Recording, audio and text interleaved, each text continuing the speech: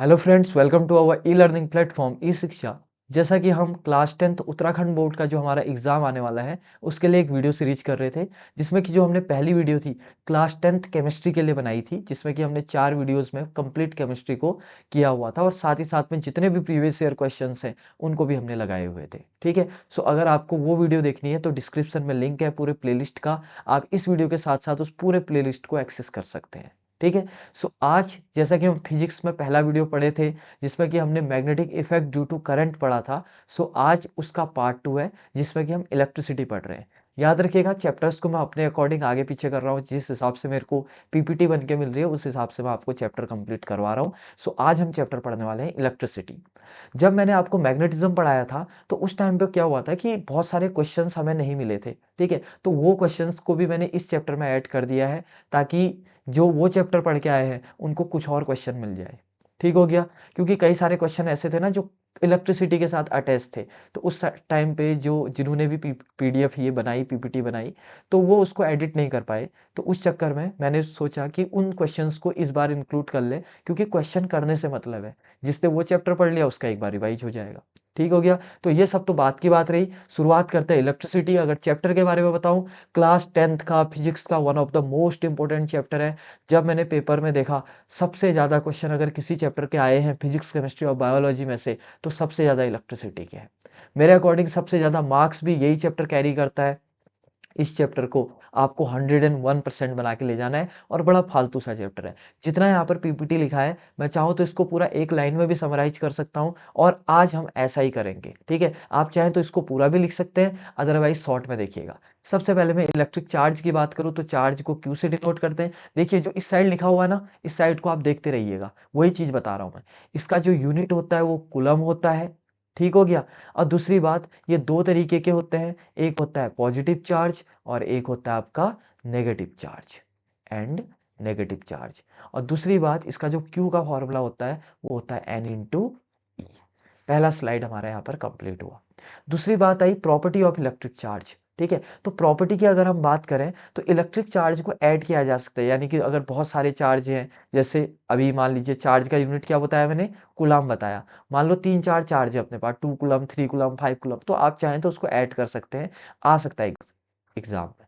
अगला, ये सबसे ज़्यादा इंपॉर्टेंट है कि चार्ज हमेशा कंजर्व्ड रहता है, यानी कि चार्ज को ना बनाया जा सकता है ना डिस्ट्रॉय किया जा सकता है। One of the most important चीज़ है, याद रखिएगा इसको, एग्जाम पॉइंट ऑफ व्यू से इंपॉर्टेंट है। ये आपका एमसीक्यू में पूछा जा सकता है। आई बात समझ में? अगली बात, ये वाला पॉइंट आप हटा सकते हैं। ठीक है, लास्ट बचा क्वांटाइजेशन ऑफ चार्ज, इससे न्यूमेरिकल आता है। और चार्ज में इलेक्ट्रॉन का जो चार्ज होता है, ये आपके उत्तराखंड बोर्ड में पूछा गया है, इसको नोट कर लीजिएगा। कितना होता है? 1.6 into 10⁻⁻19 coulomb is the charge of electron.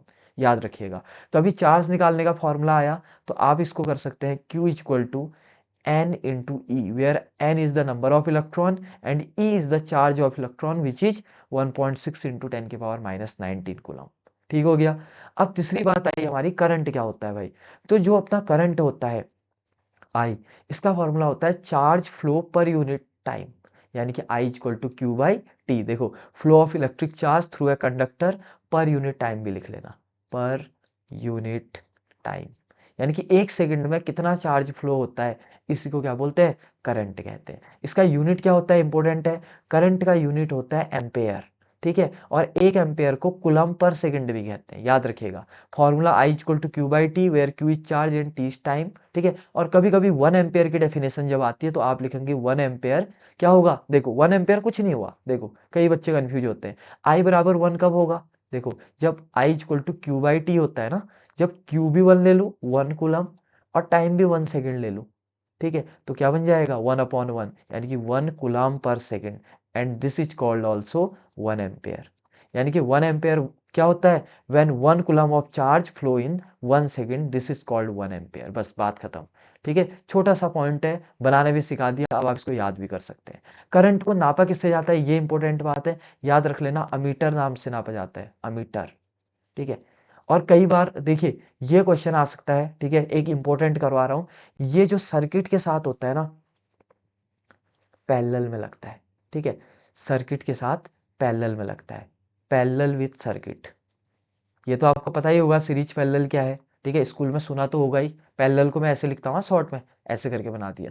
तो कई बार पूछा जाता है कि सर्किट में अमीटर कैसे लगता है, कैसे लगता है, पैरेलल में लगता है। अगली बात आई भाई पोटेंशियल डिफरेंस, पहले तो यही निकाल लो, इसको नापा किससे जाता है, वोल्टामीटर से। किससे, वोल्टामीटर। अब बात आएगी वोल्टामीटर कैसे लगता है।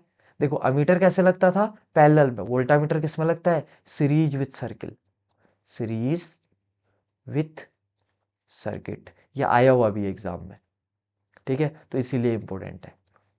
अगला चीज वर्क डन, देखो पोटेंशियल डिफरेंस का ये आता है डेफिनेशन, वर्क डन पर यूनिट टाइम, यानी कि कोई वी बोलेगा ना, आप बोलोगे sorry work done per unit charge, and this is called potential. Formula याद रखिएगा, यहाँ पर इंपॉर्टेंट है, इससे क्वेश्चन बनता है और शायद पीछे न्यूमेरिकल है भी, V equal to W upon Q, where W is work done and Q is charge. और यूनिट क्या होता है इसका, वोल्ट होता है, याद रखिएगा। और ऐसी 1 वोल्ट की डेफिनेशन क्या हो जाएगी बताओ, अभी बनाया मैंने, जब वर्क को कितना लूंगा 1 जूल और चार्ज को कितना लूंगा 1 कूलम। जर्नली आपका आएगा नहीं, बट प्रिकॉशंस के तौर पे हम याद तो कर ले जा सकते हैं इसको, और यहाँ पर ये टॉपिक भी हमारा कवर होता है। इसके बाद आती है भाई इलेक्ट्रिक करंट, ऑब्वियस सी बात है। इलेक्ट्रिक करंट क्या होता है, याद रखिएगा, इसमें एक चीज बता देता हूं मैं, ठीक है, सॉरी इलेक्ट्रिक करंट जो हो रहा है, इलेक्ट्रिक सर्किट। इलेक्ट्रिक करंट में एक चीज और लिख लीजिएगा पर पे, जो करंट की डायरेक्शन होती है ना, अपोजिट टू द इलेक्ट्रॉन होती है, लिख लो यहाँ पर कहीं पर, डायरेक्शन ऑफ करंट, यानी कि अगर इलेक्ट्रॉन आपका यहाँ को चल रहा है तो करंट आपका यहाँ को चलेगा। आप इंग्लिश में पॉइंट बना के लिख लीजिए, the direction of current is opposite to the direction of flow of electron. ठीक हो गया, बहुत बढ़िया। अब बात करते हैं हम इलेक्ट्रिक सर्किट। इलेक्ट्रिक सर्किट उसे कहते हैं जिसमें कि करंट फ्लो होता है, उसमें एक बैटरी लगी होती है, कुछ कंडक्टिंग वायर लगे होते हैं और साथ ही साथ में बल्ब या रसिस्टर लगा होता है।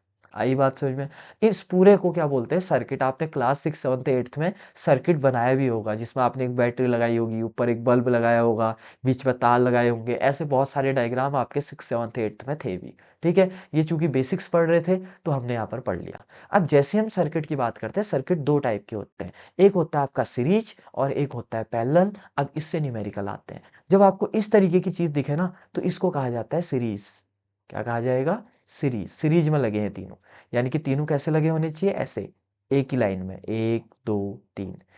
याद रखिएगा सीरीज में जो इनका बदले का आर होता है, उसका फॉर्मूला होता है R1 plus R2 plus R3। बहुत सारे क्वेश्चन है इससे, अभी हवा में बनाएंगे इनको, याद रखिएगा बस इतनी बात। सीरीज में हम सीधे जोड़ लेते हैं, ठीक है। और सीरीज में एक इंपॉर्टेंट बात है कि सीरीज में हर एक रसिस्टर पे सेम करंट बहती है। सोचो ना, अगर यहाँ से मैं करंट डालूं तो वही करंट आगे भी जाएगी, वही करंट इसमें भी जाएगी, ठीक है। तो तीनों रसिस्टर पे सेम करंट बहती है। एग्जाम में आ जाएगा कि अगर तीनों रेसिस्टर पे या सभी रेसिस्टर पे सेम करंट बहती है तो वो कौन सा सर्किट है, तो कौन सा है, सीरीज। आया। सीरीज सर्किट का एक नुकसान बताओ तो, कभी बार पूछ देता है नुकसान क्या होगा, ठीक है। नुकसान, नुकसान ये होगा कि सीरीज सर्किट में ना, अगर हमने अपना घर में सीरीज सर्किट में सब वो लगाए हैं बल्ब, तो क्या होगा कि एक बटन से सारे बल्ब बंद हो जाएंगे। तो अगर हमारा एक भी बल्ब खराब होगा तो उस घर के सारे बल्ब खराब हो जाएंगे, यानी कि पूरा सर्किट खराब हो जाएगा। तो नुकसान आप लिख लेना, ठीक है। Every circuit has only one switch या वन कनेक्शन, ठीक है। तो अगर एक भी कनेक्शन खराब होता है तो पूरा सर्किट खराब हो जाएगा, बस दिमाग में डाल के चलिएगा इसको, ठीक है। तुमने दिवाली में लाइट की माला देखी होगी ना, कई बार क्या होता है कि एक लाइट की माला जो होती है वो अगर शुरुआती ऐसे करके लगे होते हैं उसमें, ऐसे करके, ऐसे ऐसे ऐसे ऐसे, मान लो इनमें से एक ये वाली खराब हो गई, ठीक है। ये वाली माला अगर ये वाली खराब होगी तो आगे के जितने हैं सब चलना बंद कर देंगे, क्योंकि जबकि बात के सही है बट पहले का ही खराब हो गया। तो इलेक्ट्रिशियन क्या करते हैं, उसको हटा देते हैं और वायर को जोड़ देते हैं, तो बात की सारी माला जो लाइट है वो सही हो जाती है, सारी एलईडी सही हो जाती है, ठीक है। बस इंपॉर्टेंट है इसलिए मैंने बता दिया। अगला जो टोटल रेसिस्टेंस होता है उसका फॉर्मूला होता है R1 plus R2 plus R3, ये मैं आपको बता चुका हूँ। अब बात आती है भाई पैरेलल। पैरेलल में क्या होता है कि तीनों रेसिस्टर ऐसे पैरेलल में होते हैं, देखो ये R1 R2 और R3। तो अपने को दिख रहा है, देखो तीनों में अलग अलग करंट है, देखो I1 I2 और करंट I3, क्योंकि जो I करंट है ये स्प्लिट होगी, थोड़ा ऊपर गई, थोड़ा आगे गई, थोड़ा नीचे गई, पक्की बात। अब इसमें आर नेट कैसे निकालोगे, इसका formula 1/R equal to 1/R1 plus 1/R2, और तीन रसिस्टर हैं तो प्लस 1 अपॉन क्या लिख दो, R3 भी लिख देना। आई बात समझ में, तो ये कहानी हुई। ये देखिए करंट तो अलग अलग होती है, बट याद रखिएगा कि तीनों में पोटेंशियल सेम होती है। एग्जाम में यही पूछेगा कि सीरीज और पैरेलल में अंतर क्या है। ठीक है, तो सीरीज में क्या सेम होता है, करंट, और क्या डिफरेंट होता है, पोटेंशियल। जबकि पैरेलल में क्या सेम होता है, पोटेंशियल, और क्या डिफरेंट होता है, करंट। लिख लीजिएगा जो मैं ये बोल रहा हूँ। ठीक हो गया। बाकी इसके न्यूमेरिकल्स हैं जो कि हम लास्ट में देखने वाले हैं। ठीक हो गया। और इसका फायदा क्या है, उसका तो नुकसान पड़ा, इसका फायदा, इसका फायदा ये है कि तीनों ब्रांचेस में अलग अलग करंट जा रही है। अगर एक रसिस्टर खराब भी हो गया तो बाकी के दो रसिस्टर अपने चलते रहेंगे। ठीक है, ये बात दिमाग में लिख लीजिएगा, या हिंदी में जैसा मैं बोल रहा हूँ वैसा ही लिख दो कि अगर एक रसिस्टर खराब भी हो गया तो बाकी दोनों चलते रहेंगे। ठीक है। इसके बाद one of the most important जो कि सीधा डिफाइन करने को आएगा, ओम्स लॉ, यानी कि जो करंट होता है वो डायरेक्टली प्रोपोर्शनल होता है पोटेंशियल डिफरेंस के। आप ऐसे भी कर सकते हो कि V is directly proportional to क्या होता है, I, और सॉल्व करके आ जाता है V equal to IR, where R is called proportionality constant, और इसी को रेसिस्टेंस कहा जाता है। आई बात समझ में। R को क्या बोलते हैं, रेसिस्टेंस, ये तो अपने को पता ही है। ये देखो V इक्वल टू IR दिया भी हुआ है। एग्जाम में अगर ग्राफ आ गया, वैसे तुम्हारा तो ग्राफ आ नहीं सकता है, ठीक है, CBSE में जर्नली आता है, बट अगर ग्राफ आए तो ये बना देना। ये अगर इधर को V है और इधर को I है, एक नई चीज सिखा रहा हूँ, और अगर ओम्स लॉ आया और तुमने एक ग्राफ बना दिया ना, एग्जामिनर खुश हो जाएगा। तो यही प्लस पॉइंट होता है जो टॉपर लोग करते हैं, यही चीजें तो कर देते हो। दिस इज, और this gives the value of R। ये एकदम स्ट्रेट लाइन जाएगी बीच से होते हुए। तो ग्राफ याद कर लीजिएगा, अगर ओम्स लॉ आए तो ये लिखने के साथ साथ आप ग्राफ भी याद कीजिएगा। और आर को क्या बोलते हैं, रेसिस्टेंस। क्या बोलते हैं, रेसिस्टेंस कहते हैं। ये रेसिस्टेंस क्या होता है भाई, रेसिस्टेंस एक ऐसा डिवाइस होता है जो अपोज करता है फ्लो ऑफ करंट को। अब देखिए हम दो चीजें पढ़ रहे हैं, रेसिस्टेंस और रेसिस्टिविटी। यहाँ पर देखिएगा, अगर मैं बात करूं, ऊपर लिखा हुआ है रेसिस्टेंस और इस साइड लिखा हुआ है रेसिस्टिविटी। भाई क्या अंतर होता है, ये एग्जाम में आया हुआ है, one of the most important, मैं देख रहा था इसके क्वेश्चंस भी हैं। ठीक है, तो क्या अंतर होता है, देखो रेसिस्टेंस क्या होता है, opposition to the flow of current, ये फ्लो ऑफ करंट को रोकता है। ठीक है, और रेसिस्टिविटी की डेफिनेशन कोई पढ़ने की जरूरत नहीं है। ठीक है, इसको आप ये कह सकते हो कि रेसिस्टिविटी मतलब ये लिख लो, resistance of a material per unit cross sectional area, यानी कि एक यूनिट 1 मीटर स्क्वायर का कितना रेसिस्टेंस है। बाकी इसकी डेफिनेशन नहीं आती है, जिसका जो आता है वो मैं बताता हूँ।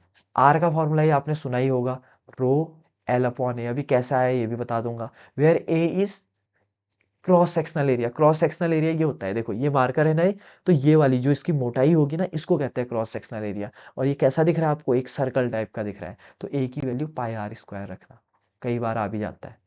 आई बात समझ में, ये कहानी होगी। तो R equal to rho L upon A, this is the formula. तो अगर यहाँ से कोई रो निकालना चाहे तो ए ऊपर मल्टीप्लाई हो जाएगा, तो कितना हो जाएगा, आर ए अपॉन एल।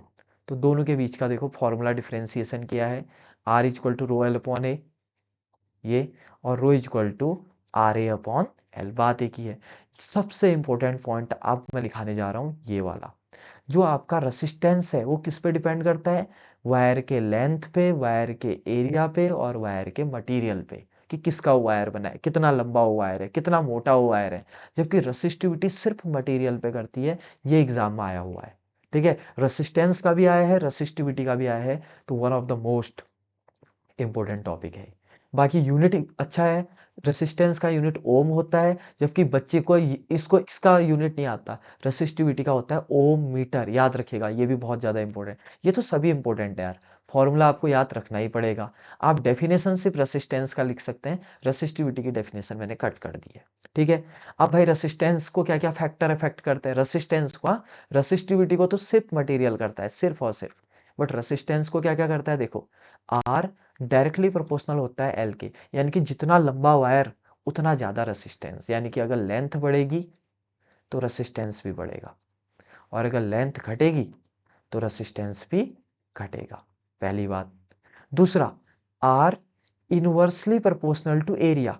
इसका क्या मतलब है भाई, कि अगर वायर की मोटाई बढ़ेगी, अगर एरिया बढ़ेगा तो रेसिस्टेंस घटेगा, उल्टा, और अगर एरिया घटेगा, ठीक है, तो रेसिस्टेंस क्या होगा, बढ़ेगा। पक्का, ये देखो R inversely proportional to area, अगर ये इक्वेशन 1 है, ये इक्वेशन 2 है, इन दोनों को अगर मिलाते हैं तो ये बन जाता है R equal to rho L upon A where rho is proportionality constant और इसको कहते हैं रेसिस्टिविटी। अभी बताया था हमने रेसिस्टिविटी। और इसका एक और नाम होता है, रेसिस्टिविटी तो तुम्हें पता ही है, एक और नाम लिख लो, स्पेसिफिक रेसिस्टेंस। Specific resistance. ठीक हो गया, ये कहानी होगी। और यहां तक हमने ये भी क्लियर कर दिया। इसका भी शायद एक आध न्यूमेरिकल था, एक न्यूमेरिकल में यहाँ पर करवा भी देता हूँ, एक छोटा सा।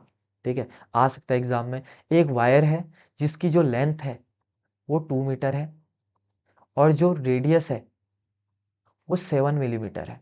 जस्ट मैं यहाँ पर एग्जांपल दूंगा क्योंकि ये पीछे बोर्ड में नहीं आया, बट इस बार चांसेस है ऐसे क्वेश्चन आने के।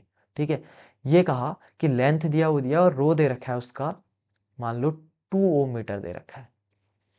ठीक है, और रेडियस 7 mm दे रखा है। अब ऑब्वियस सी बात है, ऊपर मीटर है तो इसको मिलीमीटर को मीटर में चेंज करो, तो 7 इंटू 10 की पावर कितना हो गया, -3।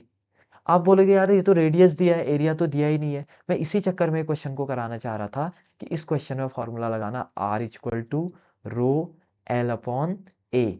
तो रो एल के बदले कितना लिख देना, सॉरी पहले तो रो के बदले भी लिखोगे, रो के बदले कितना लिख दो, 2, 2। ठीक है, इनटू एल के बदले कितना लिख दो, अगेन 2, अपॉन ए के बदले लिख दो 22/7 इंटू आर स्क्वायर, यानी कि 7 इंटू 10 की पावर -3 का होल स्क्वायर। इसको फिर आप सॉल्व कर लीजिएगा। आई बात से, बस मैं ये बताना चाह रहा था कि अगर कभी एरिया ना देके रेडियस दिया हो तो आपको ये फॉर्मूला लगाना है कि एरिया बराबर क्या लिख देना है, पाई आर स्क्वायर लिख देना है। आई बात समझ में। और यहाँ पर हमारा ये कॉन्सेप्ट भी खत्म होता है। आई होप आपको ये क्वेश्चन आ जाएगा वहां पर। ठीक है, बाकी देखो भाई, कैलकुलेशन अपनी अपनी है। ठीक है, कैलकुलेशन क्लास 10th में जाके नहीं सिखाई जा सकती, वो भी तब जब पेपर आपका दूसरे दिन हो। पक्का, अगर पहले कोई रेगुलर क्लास होती तो बहुत सारी कैलकुलेशंस मैंने रेगुलर क्लास में या हमारी जो ऑफलाइन क्लासेस होती है वहां पर भी करवाई हुई है। ठीक हो गया, चलिए बहुत बढ़िया। इसके बाद heating effect of current, most most most important, Uttarakhand board वाले पागल हो जाते हैं इसके पीछे। सिर्फ इतना लिखना, जो हीट प्रोड्यूस है वो किस किस के डायरेक्टली प्रोपोर्शनल होती है, ऐसा लिखना। The heat produced in a circuit is directly proportional to the square of current, resistance and time. तो हीट को किससे डिनोट करते हैं, एच। तो किस किस पे डिपेंड करती है वो, आई का स्क्वायर, रेसिस्टेंस आर और time T. And this is the formula of Joule's heating effect या जूल्स लॉ, एच बराबर आई स्क्वायर आर टी। ठीक हो गया, तो एच के 2-3 और फॉर्मूले बनते हैं। एक क्या बनता है, वी आई टी, तीनों एक ही, हाँ ओम्स लॉ लगा रखा और कुछ नहीं है। और एक फॉर्मूला बनता है एच का, V square upon R into T. Total कितने फॉर्मूले बन गए एच के, 3। ऊपर वाला सबसे अच्छा है और सबसे इंपॉर्टेंट भी है। ठीक है, बाकी तीनों फॉर्मूले एक ही है, बस हमने ओम्स लॉ लगा के आगे पीछे बनाया। जैसे फॉर एग्जांपल हमको ये फॉर्मूला याद करना है, वैसे H equal to V I T, अगर आप ये याद करते हो और वी के बदले आप आई आर लिख देते हो, होता है ना ओम्स लॉ में, तो ये क्या बन जाएगा बताओ, एच इक्वल टू वी के बदले कितना लिख दो, I R into I T. H बराबर, देखो आई इंटू आई कितना हो गया, आई स्क्वायर, और आर टी एस ही हो गया, देखो बन गया नहीं, एच बराबर आई स्क्वायर आर टी। ऐसी अगर आप एच बराबर वी वी आई टी था, आप किसी में भी कुछ भी लगा सकते हैं, तो आपके मैथ्स से। आप आई बराबर क्या होता है, V by R, Ohm's law, क्योंकि V equal to I R है। तो एच बराबर वी इंटू आई के बदले कितना लिख दो, V by R into T. तो कितना हो जाएगा ये, वी इंटू वी, एच बराबर वी स्क्वायर अपॉन आर, और आगे कितना है टी। देखो प्रूफ करके भी दिखा दिया, जिस बच्चे को दिक्कत है आया। बाकी आप इसको याद भी कर सकते हैं। ठीक है, अब भाई इसका एप्लीकेशन क्या क्या है। ठीक है, इलेक्ट्रिक बल्ब में देखो टंगस्टन के फिलामेंट यूज किए जाते हैं, याद है पहले दूसरे चैप्टर में करवाया था। मैं सोच ही रहा था ये कौन से चैप्टर का क्वेश्चन आ गया। ठीक है, जो एकदम नोट से बाहर आ गया, वो इस चैप्टर का था यार। ठीक है, बल्ब में टंगस्टन के फिलामेंट लगते हैं, क्यों लगते हैं पूछा था, क्यों, क्योंकि उनका मेल्टिंग पॉइंट बहुत ज़्यादा हाई होता है। मेल्टिंग पॉइंट बहुत ज़्यादा क्या होता है, हाई होता है, इसीलिए गलते नहीं है वो, क्योंकि बल्ब हीट होता है जब वो जलता है। अगला इलेक्ट्रिक हीटर, तुमने देखा होगा ना, हीटर में जो अंदर वो प्लेट होती है, ठीक है, अंदर से जो रॉड होती है, तो उसका भी जो कौन सा वायर होता है इसमें, निक्रोम का कॉइल होता है। देखो इसको लगाया जाता है, क्यों, क्योंकि वो बहुत ज़्यादा हीट को वो कर सकता है। ठीक है, और तीसरा इलेक्ट्रिक फ्यूज, इसको क्यों लगाया जाता है, मैंने पिछले चैप्टर में बताया था, इसका लो मेल्टिंग पॉइंट होता है, तो जैसे ही एक्सेस करंट आती है ये पहले ही फट जाता है। तो इससे क्या होता है, हमारे जो घर में आने वाली करंट है, एक्सेस करंट, उससे हमारा जो सर्किट है वो शॉर्ट सर्किट होने से बच जाता है। ठीक है। इसके बाद पावर पे बहुत ज़्यादा क्वेश्चन आते हैं। पावर के 3 फॉर्मूले हैं। पहला V इंटू आई। देखो कुछ नहीं करना है, जिसको हीट के फॉर्मूले याद है ना, उसमें से T हटा दो बस। एक V इंटू आई याद रखना, एक आई स्क्वायर आर रखना। देखो ऊपर आई स्क्वायर आर टी पढ़ा है आपने, यहाँ सिर्फ आई स्क्वायर आर पढ़ना है, एक ही बात है। देखो एक मिनट, हाँ एक मिनट, आई स्क्वायर आर, और तीसरा कितना हो जाएगा, V square upon R. These three formulas for power. ये पावर के फॉर्मूले हैं भाई, V into I square R and V square by R. ठीक हो गया, ये रहा। अब बात आई भाई पावर की यूनिट क्या है। पावर की यूनिट होती है वॉट, याद रखना क्या यूनिट होती है, वॉट। ठीक है। और कॉमर्शियल यूनिट क्या होती है, फिर देखो तीनों फॉर्मूले ऊपर लिखा दिए मैंने। कॉमर्शियल यूनिट होती है किलोवाट आवर, जो घर में आता है, और किलोवाट आवर को ही कहते हैं यूनिट। ठीक है। किलोवाट आवर को ही क्या कहा जाता है, यूनिट। तुम्हारे घर में बिजली आती होगी ना, 2 यूनिट, 5 यूनिट, 10 यूनिट, ये। अब इस पे क्वेश्चन कर लेते हैं और यहीं पर हमारा चैप्टर खत्म होता है। देखो कितने जल्दी हमने चैप्टर खत्म कर दिया। ठीक है। तो क्वेश्चन क्या है, ध्यान से देखिएगा। क्वेश्चन, इसके जो क्वेश्चन है ना, कम सबसे ज्यादा क्वेश्चन है, हवा में बनाएंगे सारे क्वेश्चन। देखो इसमें चक्कर क्या है कि एग्जाम में पूछा जाता है यहाँ पर कि एक 200 वाट का बल्ब है। ठीक है। वो 5 आवर्स के लिए जलता है in the month of January, February, March, April. मान लो अप्रैल में बोल दिया। तो बताओ 5 रुपए के हिसाब से कितने का बिजली का बिल आएगा। पूरा लिखना। A 200 watt bulb glows for 5 hour in the month of April, calculate the electricity bill at the rate of 5 rupees. तो भाई कितना होगा देखो। सबसे पहले आप क्या करोगे, पावर बराबर कितना है अपने को, 200 वाट।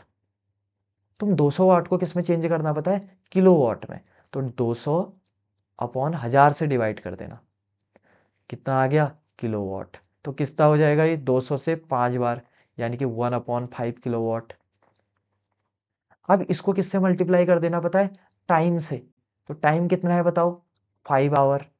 अब 5 आवर सिर्फ एक दिन का है, जबकि अप्रैल में कितने दिन होते हैं, 30 दिन होते हैं। तो 1/50 इंटू कितना हो गया टोटल, 150 आवर। सोचो ना, हमें टाइम से मल्टीप्लाई करना था। एक दिन का 1 घंटा है, तो एक महीने में 30 दिन होते हैं। तो एक दिन में अगर 5 घंटा यूज हो रहा है, तो 30 दिन में कितना होगा, 5 इंटू 30, यानी कि 150 आवर।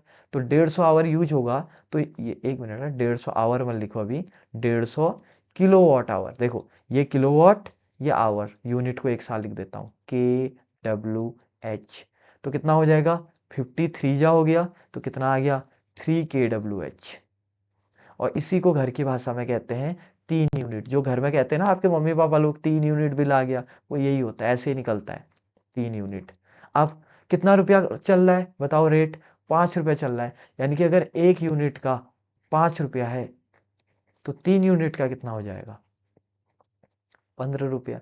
तो this is the bill of electricity in the month of April at the rate of this. आई बात समझ में। तो मैंने पूरा सिखा दिया, क्या है ट्रिक, पहले वॉट को किस में चेंज करना है, किलोवाट में। कैसे करोगे अभी बताता हूँ। फिर उसको किस में चेंज करना है, किलोवाट आवर में। फिर इसको किस में चेंज करना है, ठीक है, मतलब टोटल बिल निकालना है। आप कैसे करोगे, देखो वॉट को किलोवाट में चेंज करने के लिए क्या करते थे, डिवाइड बाई 1000। किलोवाट को आवर में चेंज करने के लिए क्या करते थे, टोटल आवर से मल्टीप्लाई करते थे। टोटल आवर कैसे निकालते थे, डेज इंटू आवर। ठीक है। और फिर किलोवाट से टोटल बिल निकालने के लिए जितना रुपए का स्टैंडर्ड रेट चल रहा है उससे क्या कर देते थे, मल्टीप्लाई। ये आपका काम है कि एक 800 वाट का हीटर है, ठीक है, इसको 3 आवर के लिए जलाया गया। ठीक है, 3 आवर के लिए इन द मंथ ऑफ जून। कितना हो गया, जनवरी, फरवरी, मार्च, अप्रैल, मई, जून। ठीक है, जून में जनरली वही महीना आते हैं जिसमें 30 जाता है महीना। ठीक है। और रेट है आपका 7 रुपीज। तो बताओ कितना बिल आएगा। ठीक है, ये आपका काम है। आप वो वीडियो पॉज करके बना भी सकते हैं, बाकी मैं एक बार इधर जल्दी से बता देता हूँ। देखो जिसको समझ में नहीं आया, 800 वाट है, इसको पहले किस में चेंज किया, 800 अपॉन 1000, 2 जीरो से 2 जीरो कटे, तो 8/10 किलोवाट। अब आवर में मल्टीप्लाई करने के लिए 3 आवर तो एक दिन का था, जबकि 30 दिन का निकालना है हमें जून के महीने का। ठीक है, तो इतना आवर हो गया। तो कितना हो गया 390 और 9 72 यानी कि 720 अपॉन 10 यानी कि 7 किलोवाट आवर, यानी कि इससे कट गया 72 यूनिट। और 72 यूनिट को पैसा निकालने के लिए किससे मल्टीप्लाई कर दो, 7 से, 14 49 और ये 50 यानी कि 504 रुपये हमारा बिजली का क्या आएगा, बिल आएगा। आया समझे। और यहाँ पर हमने कंप्लीट करंट इलेक्ट्रिसिटी कर दिया विद द एग्जाम्पल। यहाँ दो क्वेश्चन मैंने नए बताए, एक बिल निकालना और एक तब जब वायर में R equal to rho L upon A लगाना हो। ठीक है, अब बात आई भाई इनको कैसे करेंगे। ये फालतू क्वेश्चन है। देखो सबसे पहले देखो तो इसी तरीके के क्वेश्चन आ रखे हैं। ये दोनों किस में दिख रहे हैं, ये दोनों किस में है, सीरीज में। तो इनका नेट कितना आएगा, सीधे जोड़ दो 20 प्लस 10। ठीक है, 20 प्लस 10 कितना हो जाएगा 30। ये कैसे आएगा भाई, ये दोनों भी किस में है, सीरीज में। तो ये कितना हो जाएगा 5 प्लस 25। तो कितना हो गया ये आपका 30। अब ये कैसा बन गया देखो, ऊपर भी 30 नीचे भी 30 और वो दोनों किस में है, पैरेलल में। तो फाइनल आंसर 1 अपॉन आर बराबर 1 अपॉन 30 प्लस नीचे भी कितना है 1 अपॉन 30। तो जोड़ के आ गया 2 अपॉन 30, क्योंकि डिनोमिनेटर सेम है ना, सीधे जोड़ दो। तो दोनों साइड रेसिप्रोकल कर दो, तो आर बराबर 30 अपॉन 2 यानी कि 15। अगला क्वेश्चन बोल रहा है कि भाई करंट भी निकालो। अब V बराबर क्या फॉर्मूला होता है भाई, आई आर। पक्का। तो V कितना दे रखा है 24 is equal to I into R कितना है 15। तो यहाँ से I बराबर हो जाएगा 24 upon 15 and this is my answer. ठीक हो गया। चलिए अगला क्वेश्चन तुम करो। तो ये फालतू क्वेश्चन है, मैं सीधे बना देता हूँ। देखो 4 और 10 सॉरी 6 कितना हो गया 10। और नीचे जब दो रेसिस्टर दिए हो ना, आर निकालने का एक शॉर्ट फॉर्मूला भी होगा, आपने सुना भी होगा स्कूल में, R1 R2 upon R1 plus R2। सीधा ये भी लगा सकते हो, बट ये तब लगता है जब पैरेलल में सिर्फ दो रेसिस्टर दिए हो। देखो ऊपर 10 है नीचे 15 है, तो कितना हो जाएगा, फिर सीधे लगा लो। अदरवाइज आप 1/10 प्लस 1/15 कर लो, वो भी ऐसा ही है। तो 10 इंटू 15 अपॉन 10 प्लस 15, तो कितना हो गया ये 150 अपॉन 25। तो कितना आ गया 6 आ गया। करंट कैसे निकालोगे, I इक्वल टू क्या होता है ओम्स लॉ में, V बाई आर। तो V कितना दे रखा है हमको 12 और R कितना आया 6, तो करंट आ गई अपनी 2 एम्पेयर। देखो बच्चों वाला सवाल था। तीसरा क्वेश्चन देखो और ही बेकार। देखो इस वाले में ये थोड़ा सा दिख अच्छे से नहीं रहा है, ऊपर वाला 15 है नीचे वाला 30 है। तो कैसे निकालेंगे इसका, 15 इंटू 30 अपॉन 15 प्लस 30। तो कितना हो गया ये 15 इंटू 30 450 और 15 में 30 जोड़ेंगे तो 45। ये क्वेश्चन भी कितने इजी आ रहे हैं, देखो कितने बार गया 10 times and this is the value of R. पक्का। अब जो ये आर आया फाइनली, ये वाला जो इन दोनों को सॉल्व करके आया, वो इसके साथ किस में है, देखो सीरीज में है ये दोनों। ये देखो एक ही वायर में है, सीरीज में है ना। आप चाहो तो इसका अलग फिगर बना सकते हो। अब ये 5 वाला ऐसे ही रहेगा और इसके बदले उन दोनों को सॉल्व करके आपने कितना निकाल दिया 10। अब देखो साफ साफ पता लग रहा है ना सीरीज में। तो सीरीज में है तो आर नेट कितना हो जाएगा फिर अपना, आर बराबर 5 प्लस वो कितना आया था 10 यानी कि 15 वो आया। तो आई निकालना है, इसमें भी आई बराबर क्या होगा वी अपॉन आर। वी कितना दिया है 30 अपॉन 15 बराबर 2 एम्पेयर। कितना फालतू क्वेश्चन है देखो। ठीक है, ऐसे अगला क्वेश्चन देखो। ये देखो कितने इजी क्वेश्चन आ रहे हैं। देखो तो आप क्या लोगे इसमें, ये तीनों किसमें दिख रहे हैं अपने को, साफ साफ पता है सीरीज के पैरेलल। पैरेलल आया, तो पैरेलल है तो पहले इनका निकाल दो। 1 upon R equal to 1 upon 4। अगला वाला आप करेंगे वो होमवर्क होगा, 1 अपॉन 6 प्लस 1 अपॉन 12, क्योंकि वो उससे भी इजी है। तो इन दोनों का, इन तीनों का एलसीएम कितना आएगा 12 ही ले लो। 4 3 जा 12, 6 2 जा 12। अब जिसको एलसीएम लेना नहीं आता भाई फिर तो दिक्कत वाली बात है। ठीक है, तो 1 अपॉन आर बराबर 3 2 5 और 1 6, 6 अपॉन 12।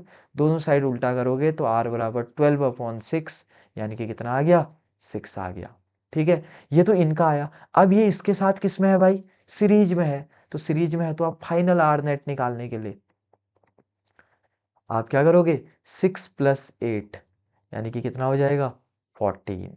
और अगर किसी को करंट भी निकालनी हो तो I बराबर क्या फॉर्मूला होता है V अपॉन आर। V कितना दे रखा है 12, जबकि R कितना आया 14। This is the answer. आप चाहो तो पॉइंट में भी निकाल सकते हो। ठीक है। अगला वाला तो और इजी है, पहले इन दोनों को पैरेलल में करो। ठीक है, तो पैरेलल में करने में कितना होएगा, ये आ जाएगा आपका 10 आ जाएगा शायद, और 10 और 10 कितना आ गया, 20 आ गया, तो r बराबर 20 हो गया, तो i बराबर आ गया आपका 3/20, and this is the answer. आई बात समझ में? बहुत बढ़िया। अब इसके बाद देखिए, अब कुछ छोटे छोटे क्वेश्चन। क्या क्वेश्चन है, what determine the rate of which power energy is delivered. ठीक है, किस रेट से एनर्जी गिरेगा, इसको क्या बोलते हैं, उसका पावर। पावर का एक और फॉर्मूला होता है, एनर्जी पर यूनिट टाइम। नया फॉर्मूला लिख लो, पावर का सुना होगा ना, वर्क डन पर यूनिट टाइम। वर्क को कोई तो एनर्जी कहते हैं, तो एनर्जी अपॉन टाइम। ये एक अच्छा क्वेश्चन था, इसलिए मैंने इसको इंक्लूड किया। अगला क्वेश्चन, कोई बल्ब है, इलेक्ट्रिक बल्ब कनेक्टेड टू इतना जनरेटर, करंट इतना है, व्हाट इज द पावर। अब पावर का फॉर्मूला क्या होता है, ये क्या दे रखा है अपने को, V, और ये कितना दे रखा है, I। तो पावर का फॉर्मूला होता है V इंटू आई, दोनों को मल्टीप्लाई कर दो, आंसर आ गया आपका। आया। अगला क्वेश्चन क्या है भाई, अगला देखो, अ इलेक्ट्रिक इज ओवन जिसका पावर है 2 किलोवाट। तो पावर कितना है, 2 किलोवाट, और किलोवाट को वॉट में चेंज करेंगे तो 2000, हजार से मल्टीप्लाई करते हैं, what. Operated in a circuit 220, V बराबर कितना दे रखा है, 220, और I बराबर कितना दे रखा है, 5 एम्पेयर। ठीक है, what result do you expect, क्या ही होगा फिर इसमें, पावर रेसिस्टेंस निकाल दो, और क्या ही हो सकता है इसमें, किसी भी फॉर्मूले से। ठीक है, पावर बराबर लगा दो I²R, और यहाँ से R की वैल्यू निकाल देना, और कुछ नहीं कह सकते, और शायद ये क्वेश्चन पूरा छपा नहीं है। ठीक है, इलेक्ट्रिक ओवन ऑफ दिस, तो R कितना हो जाएगा फिर इसका, पावर कितनी है, 2000 वॉट, अपॉन रेसिस्टेंस निकालना है I², I कितना है 5, तो ये कितना हो जाएगा 25, बराबर कितना आ गया R। ये आई थिंक छपा नहीं है, एक मिनट मैं चेक कर लेता हूँ इसमें, एक minute. Electric oven of 2 kilowatt power rating is operated in a domestic circuit of, हम्म।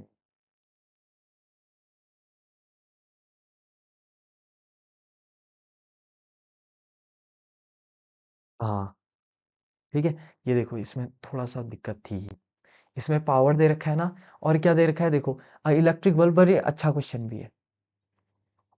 ठीक है, ये क्योंकि मैंने इसमें ये नहीं पढ़ा, एक इलेक्ट्रिक पावर है, मुझे लगा कि ये करंट ये सब कुछ एक ही साथ कैसे दे दिए। देखो हमने क्वेश्चन पढ़ा नहीं जल्दीबाजी में, electric oven of 2 kilowatt power rating is operated in a domestic circuit, जिसका कि वोल्टेज इतना दे रखा है, हैज़ ए करंट इतना।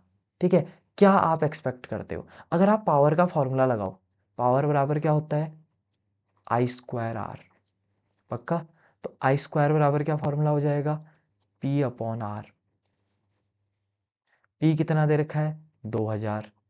ठीक है, और R अपने को दे रखा है क्या, R भी अपने को नहीं दे रखा है, तो पावर आप इससे तो कैसे ही निकालोगे, इसने भी गलत किया है क्या, हम इससे भी शॉर्ट निकालते हैं, छोड़ो।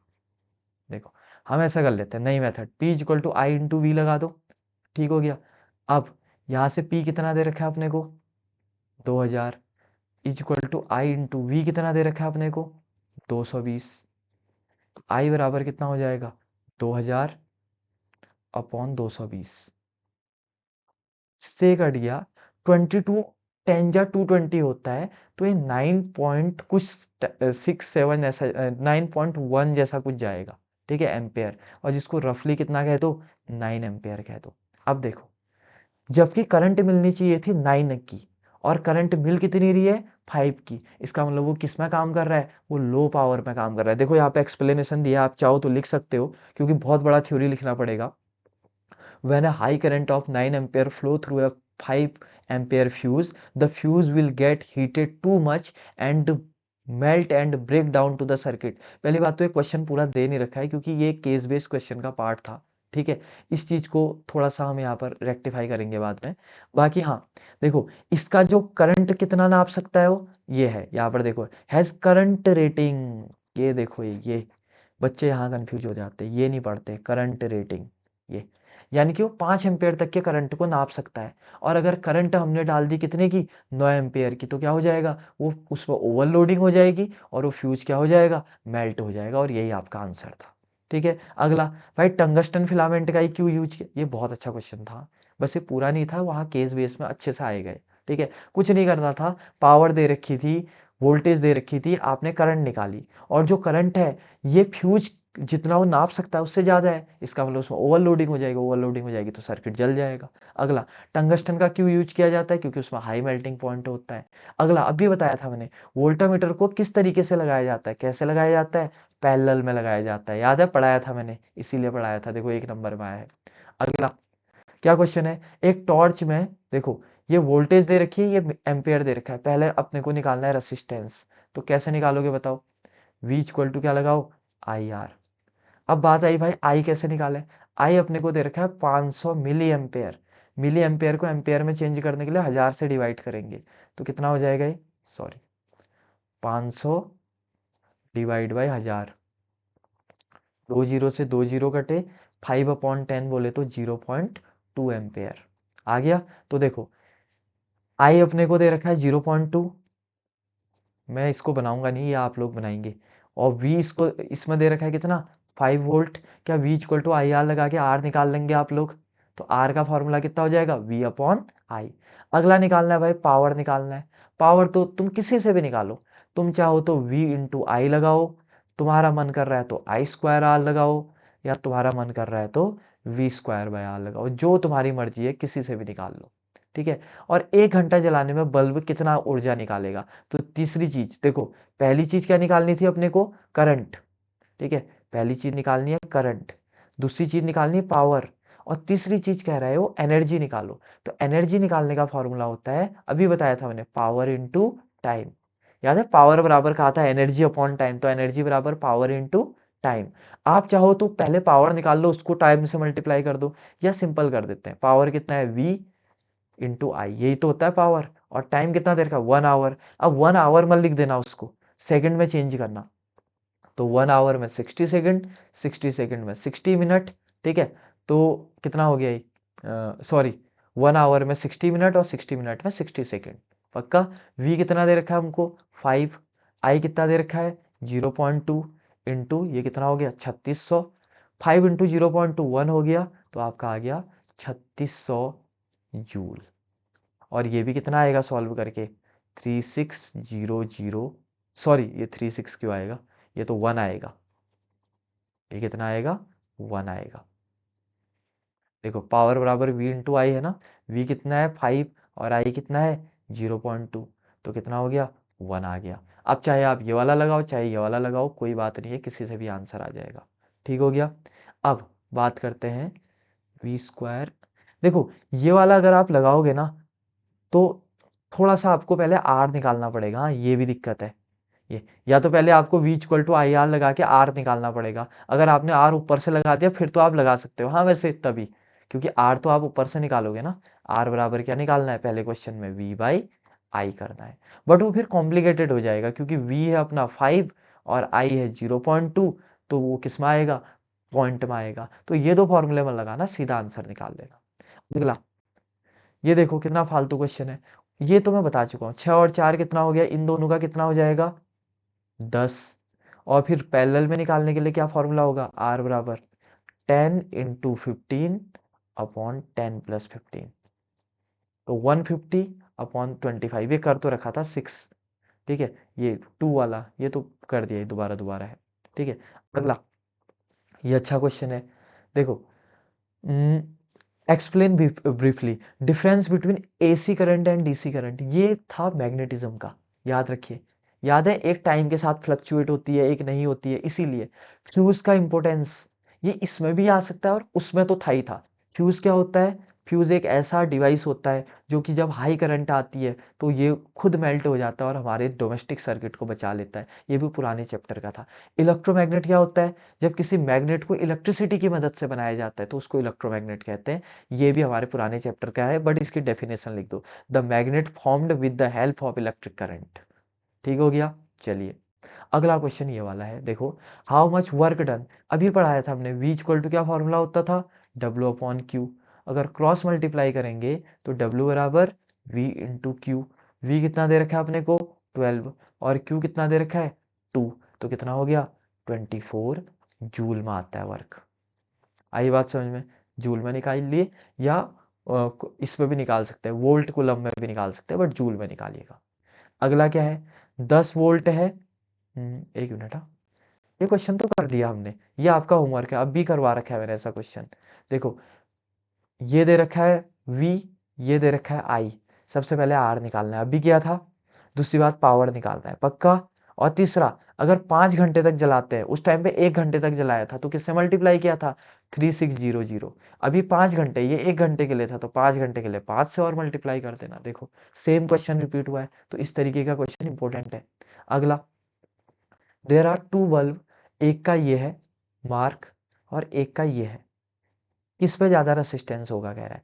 इस पे रेसिस्टेंस कैसे निकालोगे, क्या होता है फॉर्मूला, देखो P इक्वल टू, देखो ये पावर दे रखा है अपने को, ये वोल्टेज दे रखा है, तो पावर बराबर फॉर्मूला होता था V square upon R voltage के टर्म्स में। R बराबर क्या हो जाएगा यहाँ से V square upon P। Solve करना, ऐसे यहाँ पर भी करना, V स्क्वायर पावर बराबर V स्क्वायर अपॉन R, तो R बराबर कितना हो जाएगा V स्क्वायर अपॉन P। देखो V स्क्वायर कितना करना 240 का स्क्वायर अपॉन, यहाँ पर P कितना हो गया आपका 60, और यहाँ पर भी सॉल्व करना 240 का स्क्वायर अपॉन, यहाँ पर कितना लिख देना 40। तो कौन बड़ा होगा इनमें से, ये बड़ा होगा। ठीक है, अब तुमको तो वहां सॉल्व करना ही होगा, मैंने सीधे कैसे बता दिया, देखो दोनों का न्यूमरेटर सेम है 240 का स्क्वायर 240 का स्क्वायर, तो जिसका डिनोमिनेटर छोटा होता है वो वैल्यू बड़ी होती है, पता है ना आपको ये चीज है। अगला ओम्स का रूल लिखना है, और याद रखिए रूल लिखेंगे तो ग्राफ बनाएंगे, और ग्राफ तुम्हें पता होगा कुछ नहीं था, ऐसे ऐसे जा रहा था, ऐसे करके ये होता है, ये वी होता है, ये आई होता है पक्का। अगला फ्लेमिंग का लेफ्ट हैंड रूल तुम्हें पता होगा, एक करंट होता है, एक मैग्नेटिक फील्ड होता है, एक फोर्स होता है, पुराने चैप्टर में पढ़ा चुका हूँ, क्योंकि इसी का पार्ट था तो इधर इंक्लूड कर दिया इसे। ठीक है, अगला क्वेश्चन देखो, वही क्वेश्चन एक बार और रिपीट हो गया है। सोचो, पहली बार 1 आवर था, अगली बार 5 आवर था, इस बार 2 आवर है। देख रहे हो, एक ही क्वेश्चन आपका उत्तराखंड बोर्ड कितने बार रिपीट करता है, तो याद रखिएगा। ठीक है, ये क्वेश्चन है जो कि 2022 में आया था और बहुत अच्छा क्वेश्चन आया था वाला, देखो ये वाला। ठीक है, इसको लास्ट में बनाते हैं 4 नंबर पे, अब नहीं आते ऐसे क्वेश्चन, बट पहले लास्ट वाला बना देते हैं। ये बच्चों वाला है, देखो ये क्या है, इसमें ये दो पैरेलल में है, ये दो पैरेलल में है। पैरेलल में फॉर्मूला क्या होता है R1 R2 upon R1 plus R2, यानी कि 5 इंटू 5 25, 5 प्लस 5 यानी कि 10, तो कितना आ गया 2.5। और ये भी वही है तो ये भी 2.5, और फिर ये और ये आपस में किसमें सीरीज में, तो R कितना आ जाएगा 2.5 प्लस 2.5 यानी कि कितना हो गया 5 हो गया। आई बात समझ में? तो ये कहानी हो गई पूरी। ठीक है, अगला इसका पार्ट 1 क्या था, हाउ मच वर्क, ये तो सिंपल है, देखो Q दे रखा है और V दे रखा है, आपको अब भी पता है W बराबर क्या फॉर्मूला होता है Q इंटू वी, क्योंकि V equal to W upon Q था, तो 15 5 जस्ट 75 आंसर आ गया इसका। ठीक है, और ये हमने निकाल दिया पक्का। इसके बाद ये ये दो क्वेश्चन बहुत इंपॉर्टेंट है, 2020 में आए थे क्वेश्चन, मुझे यकीन नहीं हुआ पहले से जो अच्छा पेपर बनता था आपका। पहला तो ये बोल रहा है कि इलेक्ट्रिकल रेसिस्टिविटी से क्या मतलब है आपका, रो बराबर क्या फॉर्मूला होता है आपका RA अपॉन L, ये चीज समझानी है।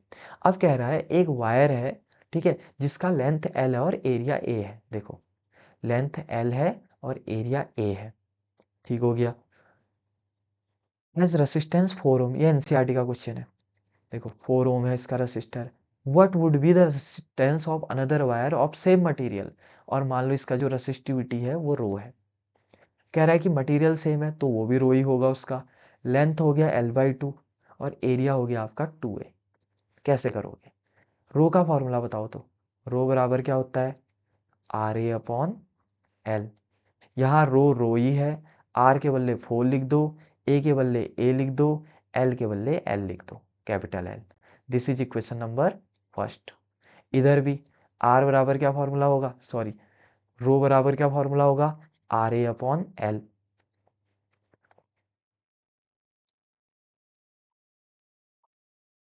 L.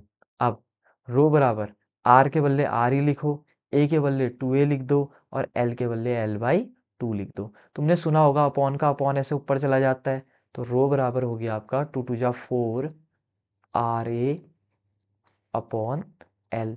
This is equation number 2।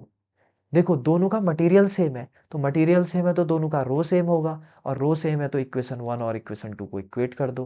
देखो सबसे इजी मेथड, तो 4a अपॉन एल, ये है एल एच एस, और उस साइड कितना है 4RA अपॉन कैपिटल एल। तो कितना हो जाएगा, एल से एल कट जाएगा, ए से ए कट जाएगा, तो 4 बराबर कितना हो गया 4R, तो R बराबर 4 अपॉन 4, यानी कि कितना आ गया 1 ohm. And this is the answer. देखो कितना अच्छा क्वेश्चन था। आया, इस क्वेश्चन में आया थोड़ा सा मजा। ठीक है, अगला क्वेश्चन देखो, ये क्वेश्चन मुझे और बेटर लगा, ये वाला। ये तो सीबीएसई में आता है इस टाइप का क्वेश्चन, कि 3 रजिस्टर दिए हुए हैं, इनको किस तरीके से लगाया जाए कि इनको, इनका जो नेट आए वो एक बार 4 ओम आए और एक बार 1 ओम आए। ठीक है, कैसे लगाया जा सकता है बताओ, तो इसको थोड़ा सा सोचना पड़ेगा। देखो अगर मैं तीनों को सीरीज में लगाता हूँ तो 6 3 9 और 1 10, ये 10 ओम हो जाएगा, यानी कि सीरीज में नहीं लगा सकते। अगर तीनों को पैरेलल में लगाऊं तो कितना होगा 1/2 प्लस 1/3 प्लस 1/6, इनका एलसीएम कितना आ गया 6, 3 प्लस 2 प्लस 1, तो ये 6/6, यानी कि उल्टा करेंगे तो 1, यानी कि 1 आने के लिए तो किस में लगाना पड़ेगा इसको, पैरेलल में। ठीक है, तीनों को कैसे लगाएंगे पैरेलल में, तो कैसे दिखाओगे ऐसे, ये तीनों को किस में लगा देंगे पैरेलल में, और नीचे से बैटरी लगा देंगे, और नीचे लिख भी देंगे, एक को लिख देंगे 2 ओम, एक को लिख देंगे 3 ओम, एक को लिख देंगे 6 ओम। ये 1 वाला बन गया, ठीक है, ये वाला बन गया। अब बात आई भाई 4 लाने के लिए कैसे करो, सीरीज में लगा के तो नहीं हो रहा है, अब 4 के लिए कैसे करो। इसमें यही हो सकता है कि कोई 2 पैरेलल में लगे होंगे, एक सीरीज में लगा होगा। चलो पहले इन दोनों को पैरेलल में लगा के देखता हूँ। अगर 2 और 3 पैरेलल में लगे हैं तो 2 इंटू 3, ये तो नहीं होगा, 2 प्लस 3, तो 2 3 जा 6/5, नहीं पॉसिबल है क्योंकि अपॉन में नहीं आएगा। तो ऐसा कर लो, 3 और 6 को लगा लो फिर पैरेलल में, तो कितना होगा बताओ, 3 इंटू 6, हाँ हो गया ये, 3 प्लस 6 जो पैरेलल में होंगे, तो इनका कितना आएगा 18/9, यानी कि 2 आ गया, और 2 में जब 2 जोड़ेंगे वो 1 आ जाएगा, यानी कि ये कैसे बनेगा, अगर इसका फिगर बनाए। देखो कितना सही क्वेश्चन है वाला, और 2020 में आया है, यानी कि ये 2 ऐसे ही रहेगा। ठीक है, और जो ये दो हैं ये आपस में किस में लग जाएंगे पैरेलल में। अब आप खुद निकाल लो, जिसको उस टाइम पे मेरी कैलकुलेशन मैंने थोड़ी सी फास्ट की, जिसको समझ में नहीं आई वो अभी निकाल के देख लो। तो चलो, ये कैसे करोगे, इसके लिए फिर मैथ्स थोड़ी बहुत तो अच्छी होनी ही चाहिए, अदरवाइज कैसे होगा। एक को 3 ओम कह दो, एक को 6 ओम कह दो। पहले इन दोनों को सॉल्व करना पैरेलल में, जो आएगा इसका आंसर आएगा 2। ठीक है, उसको इसके साथ जोड़ोगे तो 2 + 2 4 हो जाएगा, और यही अपने को निकालना था कि कौन सा कॉम्बिनेशन हो जब 4 हो जाए। ठीक है, तो यहाँ पर हमारा पूरा चैप्टर खत्म होता है। बस कुछ बातें याद रखना जो सबसे ज़्यादा यूज हुई। पहला V = IR, पावर के 3 फॉर्मूले, एक होता है V इंटू आई, एक होता है I²R, एक होता है V²/R। तीसरा R का फॉर्मूला, R = ρA/L, और वहीं अगर किसी को रो निकालना है तो रो बराबर L/A, सॉरी, L/A, R बराबर, और रो बराबर RA/L। ठीक है, तीसरी बात हीट निकालने का, हीट निकालने का फॉर्मूला क्या होता है, या तो आप कहो पावर अपॉन टाइम, ठीक है, पावर इंटू टाइम, सॉरी, या आप करो V इंटू आई इंटू टी, या कहो I²RT, and this is called joules law. इसी वाले को कहते हैं, जूल ने ये वाला दिया था, बाकी तो हमने ओम्स लॉ लगा के निकाले। या कहो V²/RT। यही फॉर्मूले हैं जो सबसे ज़्यादा आपके यूज हुए हैं। ठीक है, और आई होप यहाँ पर आपको करंट वाला जो चैप्टर है वो बहुत अच्छे से समझ में आ गया होगा। जितने भी न्यूमेरिकल आपके आए, मैंने हर एक न्यूमेरिकल यहाँ पर बहुत तेज़ी से, बहुत स्पीड के साथ आपको करा दिया। ठीक है, और थ्योरी तो इसमें कुछ थी नहीं पढ़ने लायक, सबसे मेन इसमें न्यूमेरिकल प्रैक्टिस ही था। ठीक है, आप लोगों के लिए क्वेश्चन दे रहा हूँ, एक होमवर्क है। ठीक है, ये इस तरीके का एक क्वेश्चन है, मैं बार-बार करा रहा हूँ ताकि आप भूल ना जाएँ इसको, कि एक वायर है जिसका लेंथ है 5 सेंटीमीटर, मीटर में चेंज करना वहाँ पर, ठीक है। रेसिस्टिविटी है इसकी 2 × 10⁻³ ओम मीटर और रेडियस है इसका 3 mm, ठीक है। और इसका क्या निकालना, रेसिस्टेंस निकालना, ये तुम्हारा काम है। ठीक हो गया, अभी सिखाया ऐसा क्वेश्चन, एक और कर लेना। ओके, तो चलिए यहाँ पर ये पूरा चैप्टर खत्म होता है। आई होप आपको ये वीडियो बहुत पसंद आई होगी और अब आपका पूरी तरीके से जो कॉन्सेप्ट है वो क्या हो गया होगा, क्लियर हो गया होगा। ठीक है, तो चलिए मिलते हैं अगली वीडियो में जिसमें हम स्टार्ट करेंगे लाइट। तब तक आप अपनी अच्छे से इसको प्रैक्टिस कर लीजिए, ठीक है। और अगर कोई भी डाउट होता है तो कमेंट सेक्शन आपके लिए हमेशा खुला है, ठीक है। आप कभी भी अपना डाउट पूछ सकते हैं, आपको जितने जल्दी हो सके उसका रिप्लाई दिया जाएगा, ठीक है। तो चलिए अपनी पढ़ाई करते रहिए, अपना ध्यान रखिएगा। Thank you.